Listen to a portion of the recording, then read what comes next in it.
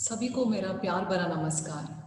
आज मैं आपको हिंदी साहित्य के हास्य व्यंग्य साहित्यकार हरिशंकर परसाई जी द्वारा रचित निंदारस पाठ के बारे में बताऊंगी। इससे पहले लेखक से संबंधित थोड़ा बहुत परिचय हासिल करते हैं। हरिशंकर परसाई जी का जन्म मध्य प्रदेश के होशंगाबाद जिले के अंतर्गत जमानी नामक स्थान में 22 अगस्त 1924 को हुआ था। प्रारंभ से लेकर स्नातक तक की शिक्षा मध्य प्रदेश में ही हुई।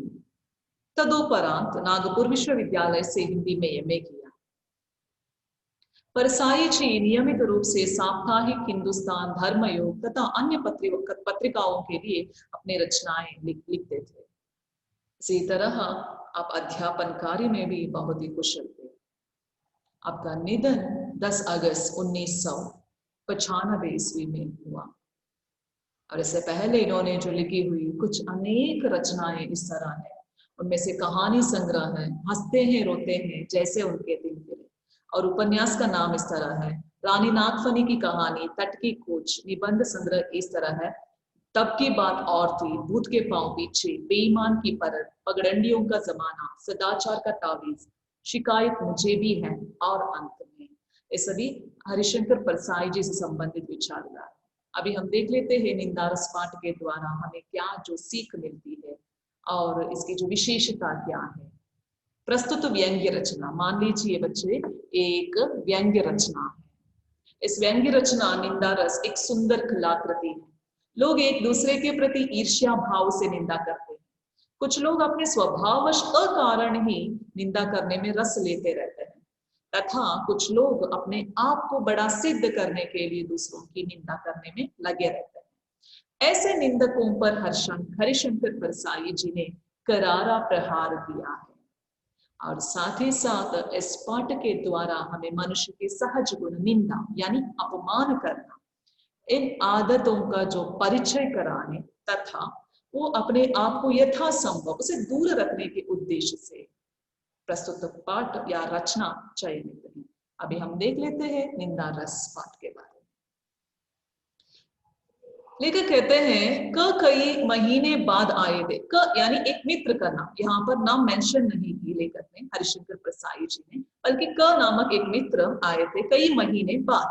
सुबह चाय पीकर अखबार देख रहा था कि वे तूफान की तरह कमरे में घुसे, साइक्लोन की तरह मुझे अपनी भुजाओं में जकड़ा, तो मुझे धृतराष्ट्र के भुजाओं में जकड़े भीम के पुतले की याद आ गई। यहाँ पर लेखक बता रहे हैं कि जब वो सुबह चाय पीकर न्यूज़पेपर देख रहे थे, पढ़ रहे थे, उस वक्त तूफान की तरह कमरे में घुस गए क नामक मित्र, और जिस तरह घुसे है कि साइक्लोन की तरह मुझे अपने भुजाओं में जकड़ा, तब मुझे धृतराष्ट्र की भुजाओं में जकड़े हुए भीम के पुतले की याद आ गई। यहाँ पर बता रहे हैं कि धृतराष्ट्र की भुजाओं में जकड़े यानी अंधे धृतराष्ट्र, जन्मांध धृतराष्ट्र की जो भुजाओं में बहुत अधिक शक्ति थी, उन्होंने जो भीम के जो पुतले की जो जकड़ ली, पुतले को जकड़ ली, वो याद आ गई। मैंने जो तुलना की है कि उसी तरह था, कंपैरिजन जिस तरह था है कि जब धृतराष्ट्र ने वो भीम के जो पुतले को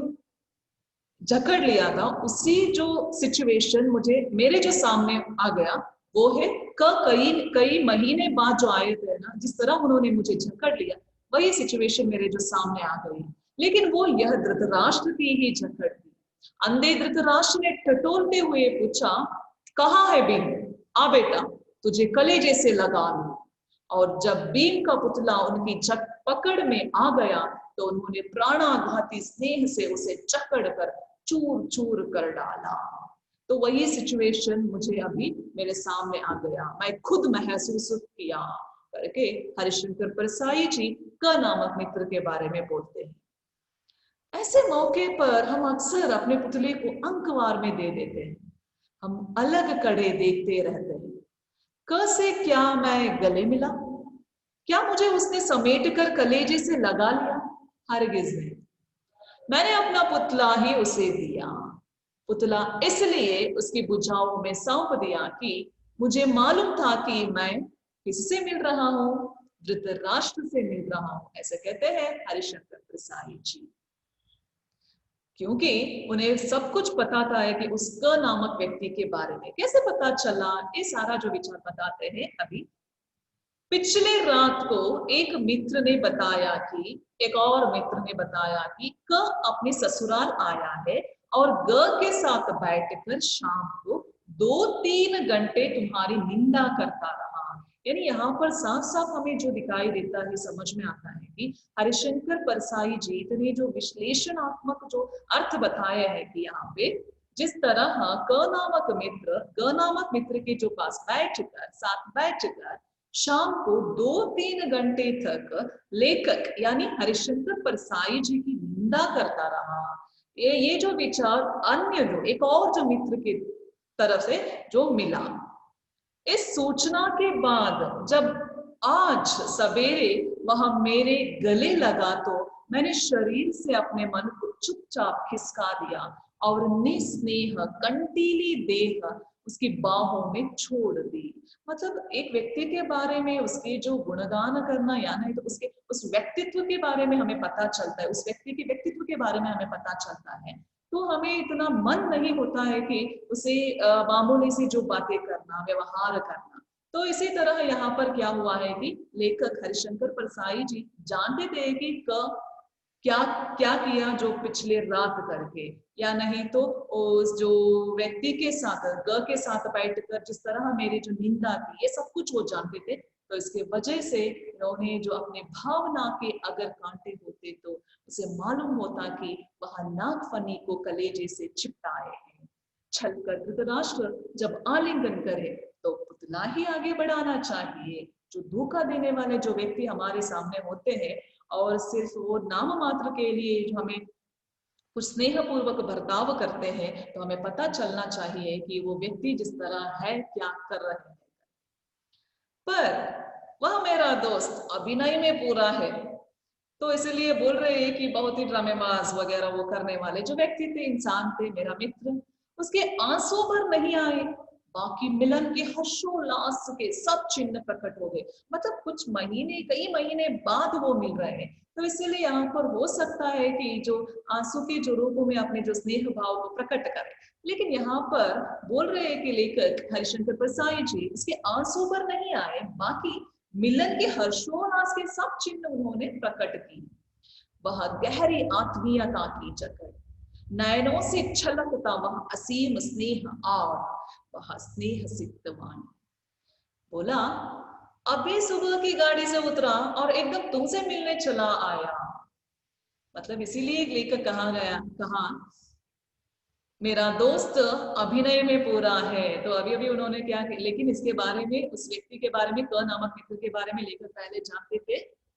एक और मित्र की तरफ से उन्हें पता चला है कि ओके, ये जो क नामक मित्र है, ग के साथ बैठकर मेरा जो निंदा किया, सब कुछ वो जानते थे। तो इसी तरह उन्होंने जो कह रहे हैं कि अभी सुबह गाड़ी से उतरा और एकदम तुमसे मिलने आ चला आया। जैसे आत्मा का एक खंड दूसरे खंड से मिलने को आतुर रहता है। आते ही झूठ बोला कम वक्त, ऐसे बोल रहे लेखक। कल का आया है या मुझे मेरा मित्र बता गया था, ये सब, ये नहीं यानी इसके पहले जो लेखक जानते थे वो कब आया था करके, वो सब कुछ उन्होंने बताया। इस झूठ में कोई प्रयोजन शायद उसका न रहा हो। कुछ लोग बड़े निर्दोष मिथ्यावादी होते, मिथ्या यानी झूठ, मिथ्यावादी होते, झूठ बोलना उनकी जो आदतें होते, मतलब कोई दोष ही नहीं होता, सिर्फ ऐसे ही झूठ बोलना। यहाँ पर झूठ बोलने की जो वजह ही ना थी, लेकिन फिर भी क नामक मित्र ने क्या कह दिया, झूठ का। वे आदतन प्रकृति के वशीभूत झूठ बोलते हैं। उनके मुख से निष्प्रयास निष्प्रयोजन झूठ ही निकलता है। ना ही वो कोई प्रयास करने की जरूरत नहीं है और ना ही वो प्रयोजन करने की कोई प्रयोजन नहीं है, तो इसलिए वो निष्प्रयास निष्प्रयोजन झूठ ही बोलते हैं।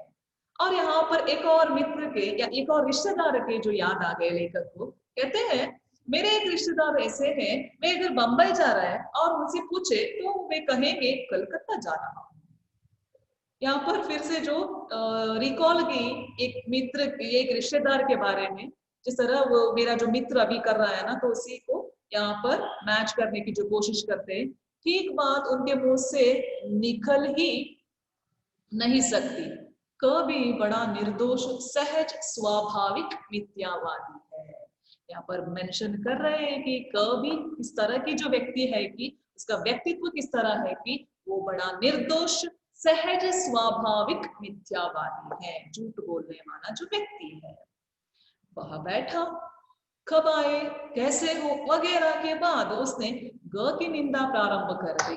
मतलब यहाँ पर बहुत दिनों के जो बाद मिल रहे तो मुलाकात हो रहे तो इसके वजह से सब कुछ जो पूछताछ कर ली, कैसे हैं, क्षेम समाचार के बारे में हो गया। फिर उसके बाद जैसे ही बात खत्म हुई वैसे ही जो क नामक मित्र ने ग के बारे में निंदा करना शुरू कर दिया। मनुष्य के लिए जो भी कर्म जघन्य है वे सब क पर आरोपित करके उसने ऐसे गाड़े ताले तारबोल से उसकी तस्वीर खींची कि मैं यह सोचकर कांप उठा कि ऐसी ही काली तस्वीर मेरी ग के सामने इसने कल शाम को खींची होगी।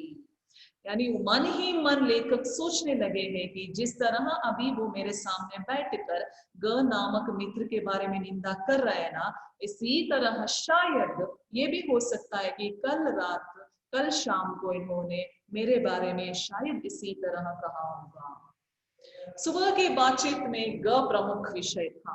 फिर तो जिस परिचित की बात निकल आती उसी को 4-6 वाक्यों में धराशायी करके वहां पढ़ लेता। धराशायी करना यानी पराजित करना। अद्भुत है मेरा यह मित्र के बारे में जो संबोधन कर रहे हैं, जिस तरह की मेरा मित्र विशेषण के जो द्वारा बता रहे कि अद्भुत है मेरा वह मित्र, उसके पास दोषों का कैटलॉग है। मैंने सोचा कि जब वह हर परिचित की निंदा कर रहा है तो क्यों न मैं लगे हाथों विरोधियों की गत इसके हाथों करा लूं। मैं अपने विरोधियों का नाम लेता गया और वह उन्हें निंदा की तलवार से काटता चला। मतलब लेखक यहाँ पर सोच लिया है कि मेरा मित्र तो इतना अद्भुत कलाकार है, उसके पास सिर्फ दोषों का कैटलॉग होता है। तो मैंने सोच लिया है कि ओके, तो मैं यहाँ पर मेरे जो विरोधियों का जो नाम, शत्रुओं के जो नाम लेते जाऊं और इसी तरह वो यानी क नामक मित्र उसको क्या करते गए, निंदा करना शुरू कर देगा शायद। तो ऐसे सोचकर मैंने क्या कर दिया, मैंने यानी लेखक हरिशंकर परसाई जी ने क्या कर लिया, उन विरोधियों का जो नाम लेते गए और इसी साथ ही साथ उनका नामक मित्र उन्हें निंदा की तलवार से काटता चला। जिस तरह काटा है कि जैसे लकड़ी चीरने की आरा मशीन के नीचे मजदूर लकड़ी का लट्टा खिसकाता जाता है और वह चीरता जाता है, वैसे ही मैंने विरोधियों के नाम एक एक करके खिसकाए और वहां उन्हें काटता गया। कैसा आनंद था। यहाँ पर जो बोल रहे हैं कि कैसा आनंद मिल रहा है कि विरोधियों का नाम लेना और उसी के साथ साथ निंदा करना, तो उनमें से जो मिलने वाली जो खुशी है ना, किसी जो खुशी के जो सामने बराबर नहीं हो सकता। शायद ऐसे बोल रहे, कैसा आनंद था। दुश्मनों को रण क्षेत्र में एक के बाद एक कटकर गिरते हुए देखकर योद्धा को ऐसा ही सुख होता होगा। फिर से यहाँ पर तुलना कर रहे हैं कि कंपेयर कर रहे हैं कि जिस तरह मुझे खुशी मिली है कि दुश्मनों को रण क्षेत्र में एक के बाद एक कटकर गिरते हुए देखकर एक योद्धा को जिस तरह सुख मिलता है ना, इसी तरह खुशी सुख मुझे मिला करके बोल रहे हैं। मेरे मन में गत रात्रि के समय उस निंदक मित्र के प्रति मैल नहीं रहा। दोनों एक हो गए। भेद तो रात्रि के अंधकार में ही मिटता है, दिन के उजाले में भेद स्पष्ट हो जाते हैं। अद्भुत वाक्य है ये। निंदा का ऐसा ही भेदनाशक अंधेरा होता है। 3-4 घंटे बाद जब वह विदा हुआ तो हम लोगों के मन में बड़ी शांति और तुष्टि थी। फिर इसके बाद निंदा के बारे में स्पष्टता के साथ लेखक बताते हैं कि निंदा की ऐसी ही महिमा है, एक महत्व है। क्या है वो? 2-4 निंदकों को एक जगह बैठकर निंदा में निमग्न देखिए और तुलना कीजिए। लेखक कहते हैं कि निंदा की जो महिमा के बारे में स्पष्टता के जो साथ बताते हैं कि 2-4 निंदकों को एक जगह बिठाना है और निंदा में निमग्न होते हुए जो देखना चाहिए उन्हें, और जिस तरह वो लीन हो जाएंगे निंदा करने में, और तुलना कीजिए, जिस तरह कंपेयर करिए कि दो चार ईश्वर भक्तों में से राम धुन लगा रहे हैं। निंदकों की सी एकाग्रता, परस्पर आत्मीयता, निमग्नता किसमें दुर्लभ है? भक्तों में दुर्लभ है करके लेखक हरिशंकर प्रसाद जी बोलते हैं। इसलिए संतों ने निंदकों को आंगन कुटी चबाई पास रखने की सलाह दी है। यहाँ पर संत का जो नाम लेने की जो कोशिश करते हैं हरिशंकर प्रसाई जी, यानी संत कबीर दास जी ने जो अपने दोहे में लिखे हैं, निंदक नियरे राखिए आंगन कुटी चबाए, यानी निंदा करने वाले लोगों को हमारे जो घर के जो आंगन में ही रहने के लिए कहना चाहिए, ताकि हमें हमारी जो गलतियों के बारे में पता चले। तो इस तरह लेखक हरिशंकर परसाई जी निंदा के बारे में बताते हैं। कुछ मिशनरी निंदकों को भी मैंने देखे हैं ऐसे करके लेखक हरिशंकर प्रसाद जी कहते हैं, उनका किसी से बैर नहीं, द्वेष नहीं। ऐसे जो मिशनरी निंदकों के बारे में बताते हैं, यहाँ पर उनका किसी से बैर नहीं होता है, द्वेष नहीं होता है, ना ही वो किसी का बुरा नहीं सोचते, पर लेकिन 24 घंटे वे निंदा कर्म में बहुत पवित्र भाव से लगे रहते हैं। ऐसे मिशनरी निंदक होते हैं, वो न किसी व्यक्ति से उनका जो वैरत्व है, द्वेष है, और ना ही वो किसी का बुरा नहीं सोचते, लेकिन वो 24 घंटे सिर्फ निंदा करना, इस जो भाव में, पवित्र भाव में लगे रहते हैं करके लेखक हरिशंकर प्रसाद जी बोलते हैं। उनकी नितांत निर्लिप्तता, निष्पक्षता इसी से मालूम होती है कि वे प्रसंग आने पर अपने आप की पगड़ी भी उसी आनंद से उछालते हैं जिस आनंद से अन्य लोग दुश्मन की निंदा इनके लिए टॉनिक होती है करके लेखक हरिशंकर प्रसाद जी कहते हैं। वो जिस तरह है कि उन्हें जो ना किसी व्यक्ति से जो वैरत्व की भावनाएं होते हैं, यानी उन लोगों के बारे में वो बिल्कुल बुरा नहीं सोचते, लेकिन यहाँ पर प्रसंग आने पर वो अपने आप की पगड़ी भी उसी आनंद से उछालते हैं कि जिस तरह है कि वो खुद आनंद से अन्य लोग दुश्मन की जो उतारते हैं ना, उस जो खुशी में जो अपने पगड़ी उतारने के लिए वो तैयार है। इसी तरह कहते हैं निंदा उन लोगों के लिए एक टॉनिक है। नेक्स्ट कहते हैं ट्रेड यूनियन के इस जमाने में निंदकों के संघ बन गए हैं। संघ के सदस्य जहां तहां से खबरें लाते हैं और अपने संघ के प्रधान को सौंपते हैं। यह कच्चा माल हुआ। ट्रेड यूनियन के बारे में बोलते हैं। इस यूनियन में क्या करते हैं कि लोग निंदा करने वाले, स्पेशली निंदा करने वाले निंदक जो होते हैं, वो अपना एक संघ बनाए और संघ के सदस्य जहां तहां से खबरें लाते हैं और उसे किसको जो सौंपते हैं कि प्रधान को सौंपते हैं। वो क्या हो गया? कच्चा माल हुआ। अब प्रधान क्या करेगा? उनका पक्का माल बनाएगा और सब सदस्यों को बहुजन हिताय, मुफ्त वो बांटने के लिए दे देगा। मतलब अगर एक व्यक्ति दूसरे व्यक्ति से कुछ बातचीत कर रहा है, कुछ कह रहे हैं विचारों के बारे में, विषयों के बारे में तीसरे व्यक्ति से संबंधित, यानी वो जिस तरह सुने हैं उन्हीं विचारों को नहीं बोलता है, बल्कि थोड़ा बहुत इधर उधर की जो बातें मिक्स करके वहां पर दूसरे व्यक्ति को कह देता है।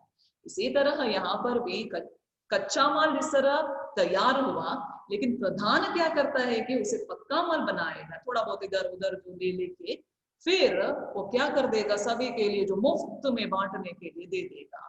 यह पुरुषत्व का काम है। इसलिए जिनके पास कुछ और करने को नहीं होता, वे इसे बड़ी खूबी से करते हैं। एक दिन हमसे एक ऐसे संघ के अध्यक्ष ने कहा, यार आजकल लोग तुम्हारे बारे में बहुत बुरा बुरा कहते हैं करके लेखक के पास एक संघ के जो अध्यक्ष ने कहा। हमने कहा, यानी लेखक ने कहा कि लेकिन आपके बारे में मुझसे कोई भी बुरा नहीं कहता।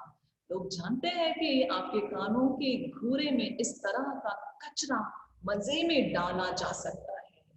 यस, ये ध्यान देने की जो बात ये है कि यहाँ पर लेखक कहते हैं कि कोई अन्य व्यक्ति जो हमारे बारे में, जो यानी हमारी जो व्यक्तित्व के बारे में, या नहीं तो कुछ विषय जो सुनने के बारे में जिस तरह तल्लीन हो जाते हैं कि ऐसे ही जो जो कहना, लेकिन हम लोग उसे नजरअंदाज करके जो बातचीत करना चाहिए, कि विचार स्पष्ट करना चाहिए कि आपके बारे में या नहीं तो तुम्हारे बारे में मुझसे कोई भी बुरा नहीं कहता, या नहीं तो ऐसा किसी ने भी नहीं कहा करके हम लोग उल्टा सीधा ऐसे ही साफ साफ कह देना चाहिए। इसी तरह हुआ यहाँ पर लेखक के साथ, यानी लोग हमारे जो कान आपके जो कानों में बुरे में इस तरह का जो कचरा मजे के लिए जो डालने की कोशिश करते हैं, लेकिन हम बहुत ही केयरफुली जो रहना चाहिए करके संदेश देते हैं।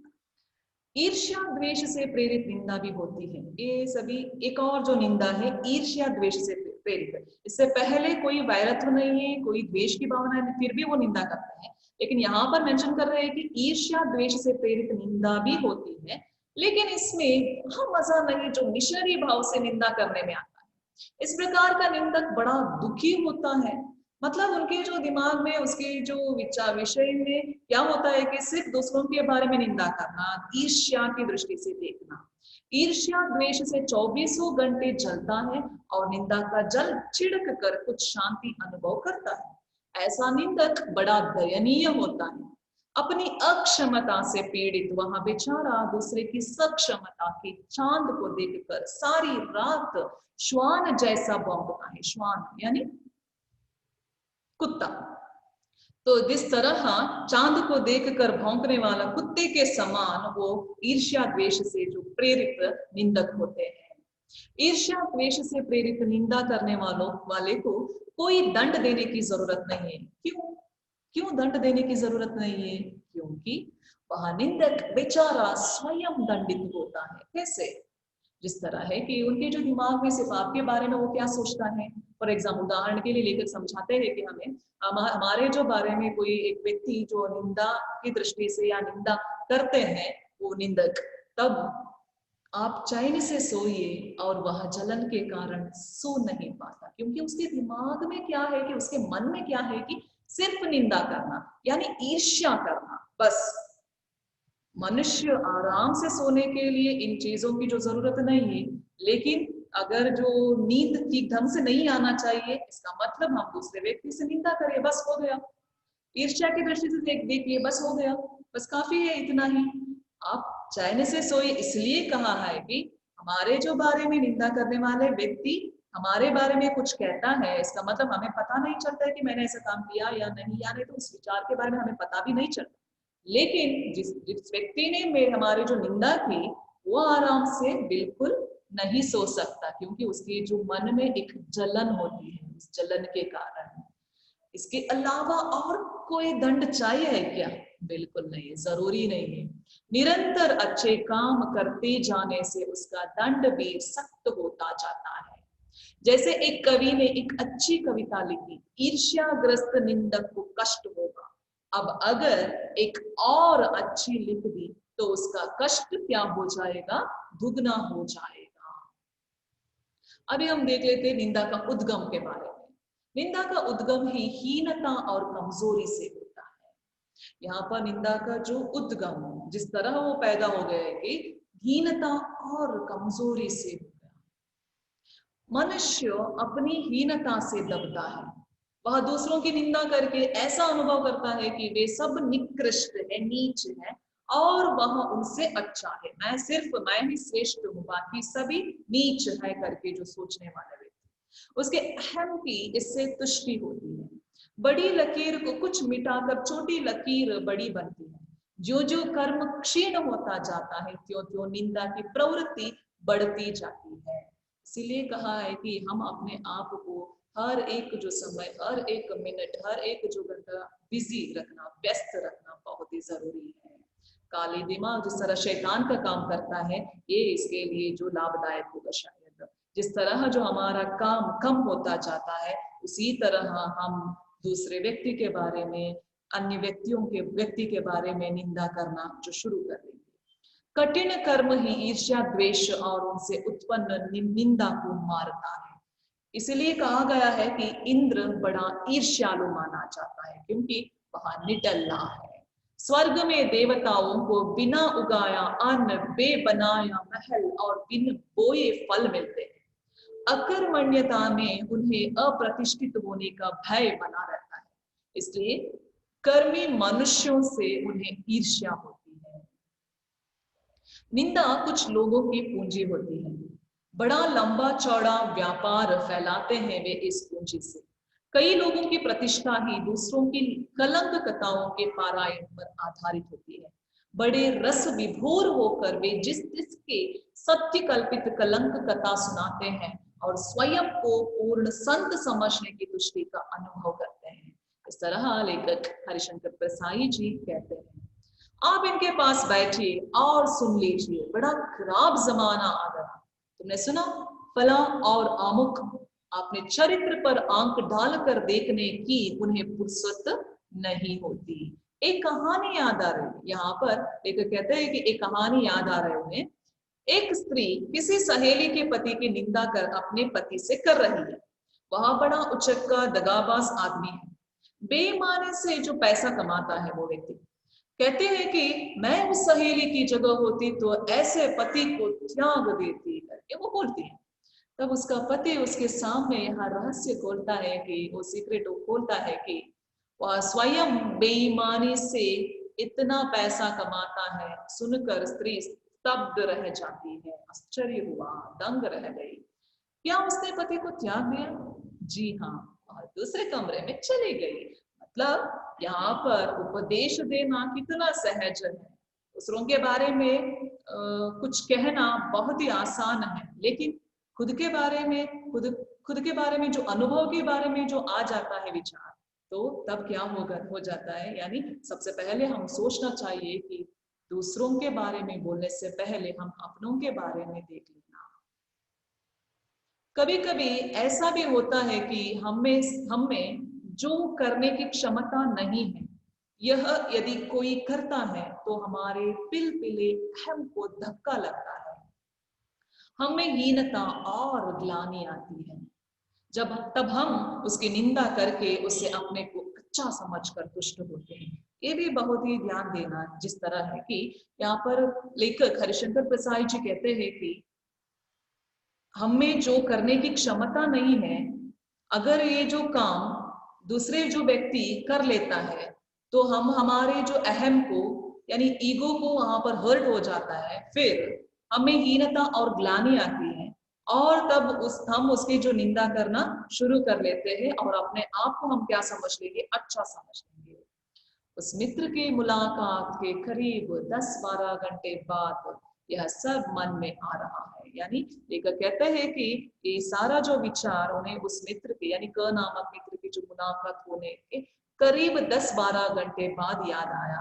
अब कुछ तटस्थ हो गया हूँ, ऐसे कहते हैं।